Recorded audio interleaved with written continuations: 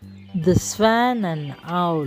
Once upon a time, in a dense forest, lived a great number of birds.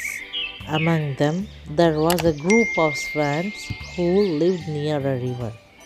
The swans were ruled by a king and wise king who ensured that everyone in the group was happy and safe. Near the river, there was also an owl who had been observing the swan and the power of their king. The owl, who had always been a solitary bird, wanted to be a friend, the swan king, and prove that he too could be a powerful ruler. One day, the owl decided to approach the swan king and introduce himself.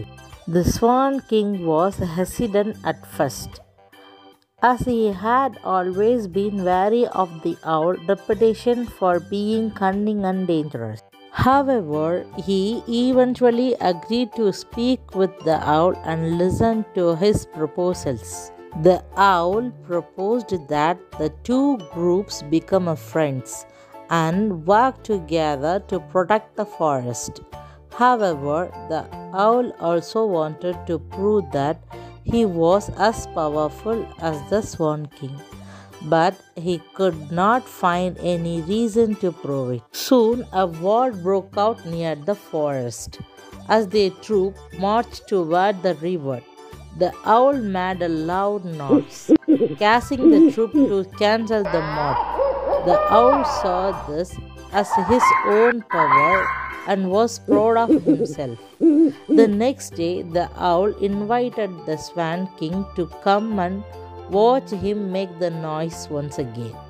The owl believed that the Swan King would be amazed by his power. As the owl began to make the noise, the troops threw an ambush and killed the owl.